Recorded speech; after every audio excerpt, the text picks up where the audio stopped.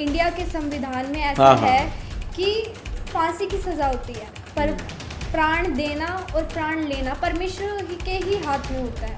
तो हम as a human being कैसे किसी की जान ले सकते हैं? परमेश्वर इसके खिलाफ कुछ क्यों नहीं करता है? सरकार या न्यायालय किसी को फांसी की सज़ा सुनाता है, कोई भी जज, और उसको फांसी दे दी जाती है, तो जज के ऊपर उसको फांसी देने का सज़ा नहीं आएगी। परमेश्वर उससे इस बात के लिए क्रोध नहीं करेगा, क्योंकि उस जज को परमेश्वर ने बिठाया है न्याय करने के।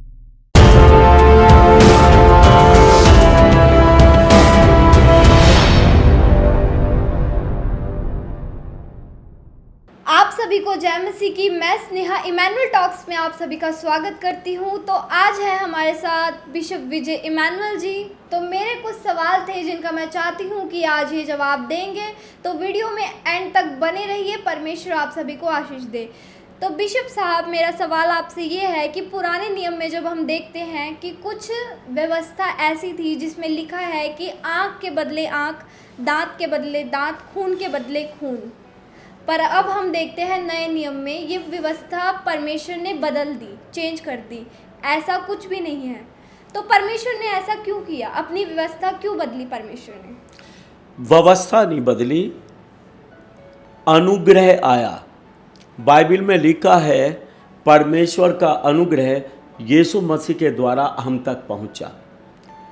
अब सजा नहीं, अनुग्रह का समय है, और अनुग्रह में परमेश्वर पापों को क्षमा करता है। पहले क्या था?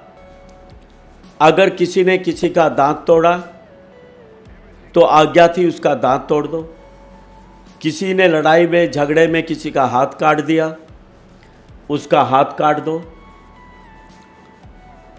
आँख किसी ने किसी की फोड़ दी तो उसकी आँख फोड़ दो।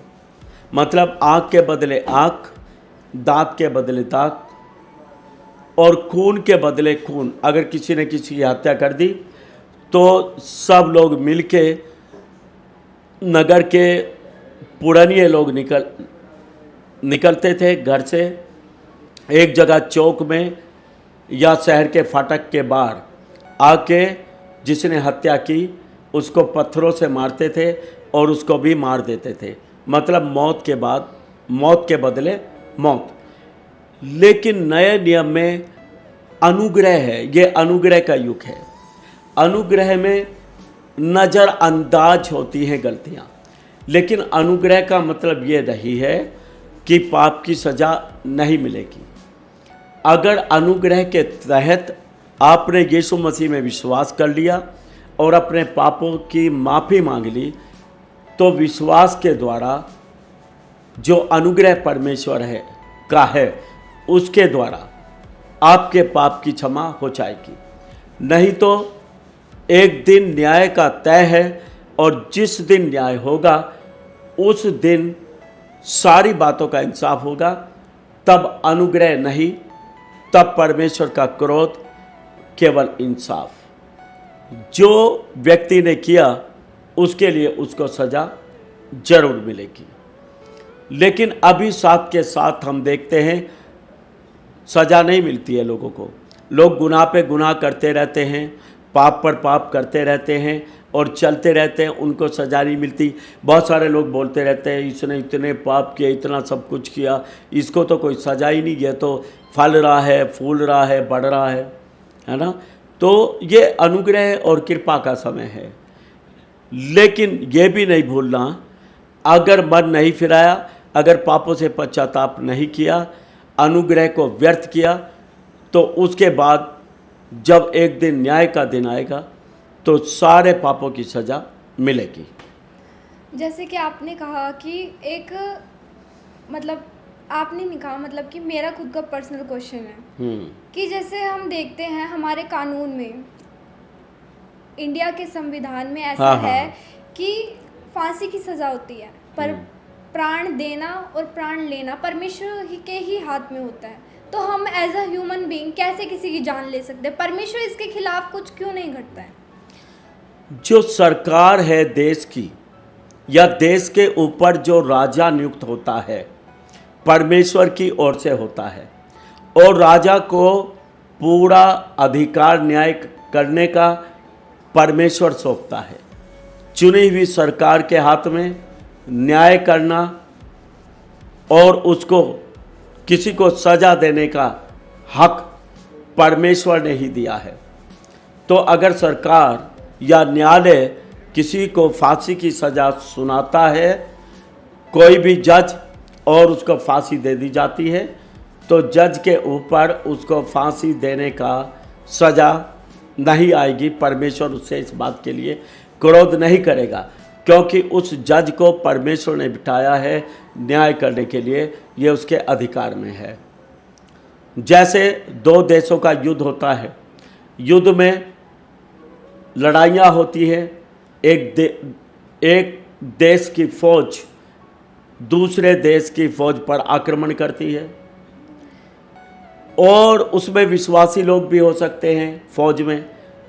तो विश्वासी जिसको ये हुक्म है, मतलब बुराई के बदले बुराई नहीं, वो विश्वासी भी उस टाइम गोली चलाएगा और उस विश्वासी का गोली चलाना और दूसरे को मार देना, इसके कारण परमेश्वर उसको हत्या का अपराधी नहीं ठहराएगा, उसको हत्या करने की सज़ा नहीं मिलेगी, क्योंकि वो उस देश के कानून के तहत सरकार के अंडर में काम कर रहा है और उसको अपने देश के प्रधानमंत्री या सरकार का या मेजर जनरल जो भी हैं, जो उसके ऑफिसर्स हैं, उनका आदेश करना अनिवार्य है।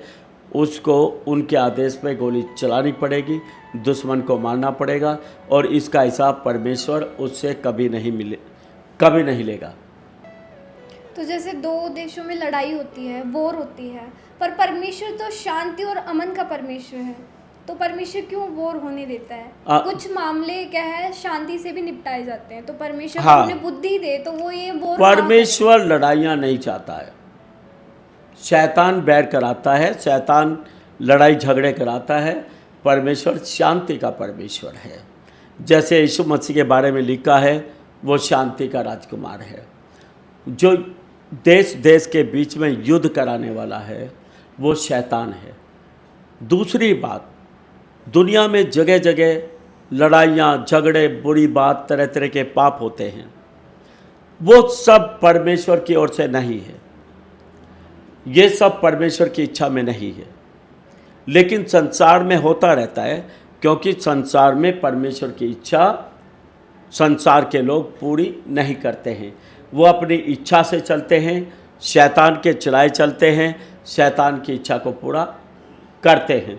इसीलिए प्रभु यीशु मसीह बोलता है कि ऐसे प्रार्थना किया करो कि हे पिता, जिस प्रकार से तेरी इच्छा स्वर्ग में पूरी होती है, इस पृथ्वी पर भी हो। इसका मतलब पृथ्वी के ऊपर परमेश्वर की इच्छा पूरी नहीं होती है, इसीलिए लड़ाइयाँ, झगड़े, बैर भाव होता है। परमेश्वर ज़बरदस्ती किसी के साथ नहीं करता है। परमेश्वर ने मनुष्य को स्वतंत्र इच्छा शक्ति दी है, चाहे वो अमन चैन से रहे और चाहे वो लड़ाइयाँ झगड़े करे। तो मनुष्य की अपनी इच्छा है, वो कुछ भी करे, वो परमेश्वर की आज्ञा को माने, शांति से जीवन जिए, या फिर शैतान की आज्ञा को माने और अशांति का जीवन जिए। तो परमेश्वर की मेरे जीवन से क्या इच्छा है, ये मैं कैसे जान सकती हूँ? प्रार्थना करके, प्रभु की उपस्थिति में रह के, प्रभु से पूछ के, समय समय पर भिन्न भिन्न कामों में परमेश्वर भिन्न भिन्न प्रकार से अपनी इच्छा को पूरा करता है और बताता है ना। जिस काम में भी आप प्रभु से चाहेंगे, प्रभु आपकी इच्छा क्या है आप बताएं। जब आप प्रार्थना करेंगे और दिल से चाहेंगे कि आप प्रभु की इच्छा ही पूरी करेंगे, प्रभु की इच्छा ही मालूम करना चाहते हैं, तो परमेश्वर अपनी इच्छा को आपके ऊपर ज़रूर प्रकट करेगा। थैंक यू बिशप साहब, बहुत अच्छा लगा आपसे बात करके एंड आई होप आप सबको भी ये वीडियो अच्छी लगी होगी। तो कैसी लगी कमेंट सेक्शन में ज़रूर बताइएगा और वीडियो को ज़्यादा से ज़्यादा शेयर करिएगा। परमेश्वर आप सभी को आशीष दे। आप सभी को जय मसीह की। हम आशा करते हैं कि आपको ये वीडियो अच्छी लगी होगी और हम आपसे निवेदन करते हैं कि हमारी ये वीडियो अपने दोस्तों और रिश्तेदारों के साथ जरूर शेयर करें ताकि वो लोग भी परमेश्वर की सच्चाई को जान सकें और आशीषित हों। और हम आपसे कहना चाहते हैं कि अगर आपने हमारे चैनल को सब्सक्राइब नहीं किया है तो जरूर सब्सक्राइब करें।